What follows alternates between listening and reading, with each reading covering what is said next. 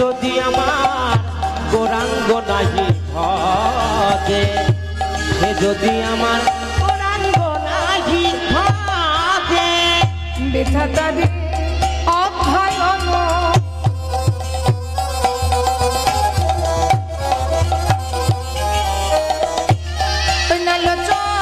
বিহীন জনে বৃথা তার অধ্যয়ন আহানোচন বিহীন জন দর্পণে অন্ধের দিবাকা, দর্পণে অন্ধের দিবাকা, ও দর্পণে অন্ধের কিবাকা, দর্পণে অন্ধের কিবাকা। আহা কি সুন্দর কথা দেখুন। বলছি যে যতই শাস্ত্র অধ্যয়ন করুক, আর যে যত বড়ই বিদ্বান হোক, যে যত বড়ই বুদ্ধিমতী হোক, যত বড়ই ডাক্তার হোক, ইঞ্জিনিয়ার, প্রফেসর হোক, জাতিতে ব্রাহ্মণ হোক, বৈষ্ণব হোক, যাই করুক না কেন, যদি গৌর ভজন না করে, যতই রাধা রাধা বলে ঝাপাও না কেন, যতই কৃষ্ণ কৃষ্ণ বলে ডাকো না কেন, যদি গৌর নিতাইয়ের চরণ আশ্রয় না করো, যদি গৌর না হইতো কেমনে হইতো, কেমনে ধরিত দে। আর শ্রীরাধ শ্রী রাধার মহিমা প্রেম রস সীমা জগৎ মাঝারে জানো তো কি। তাই গৌর হরির চরণ যদি কেউ না ধরে, তাই যাদের চরণ যদি কেউ না ধরে, ওমা অন্ধের সামনে যদি একটা আয়না দেওয়া হয়, অন্ধ আয়না দিয়ে নিজের মুখটা দেখতে পাবে কি? তাহলে অন্ধের সামনে যেমন আয়নাটার কোনো মর্ম নেই, তার জীবনে সব কিছু বৃথা হয়ে যাবে। বৃথা তারে অধ্যয়ন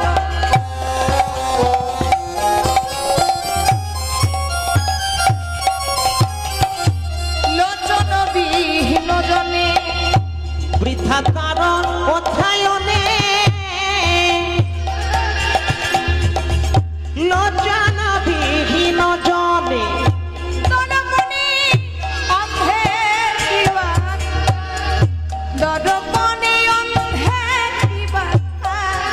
ও গো সেই দর্পণে অন্ধের কিবাকা, দর্পণে অন্ধের কিবাকা। বেদ বিদ্যার শরণ দর্শন দান, সে যদি আমার গৌরাঙ্গ নাহি বলে, সে যদি আমার গৌরাঙ্গ নাহি বলে, বেদ বিদ্যা দুই কিছুই নাহি জানত, সে যদি আমার গৌরাঙ্গ নাহি ভজে, সে যদি আমার গৌরাঙ্গ নাহি ভজে, ঠাকুর নয়নানন্দেতে ভনে,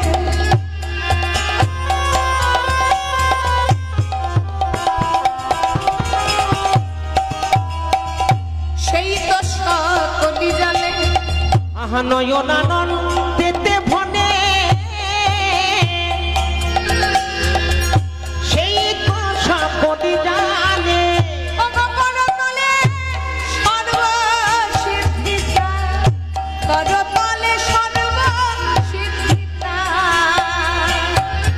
ওই না করতলে সর্বসিদ্ধিতা, করতলে সর্বসিদ্ধিতা। কিছু নাহি জানার, সে যদি আমার গৌরাঙ্গ প্রদেশা, সে যদি আমার গৌরাঙ্গ প্রদেশা, বেদ বিদ্যা দুই কিছু নাহি জানত,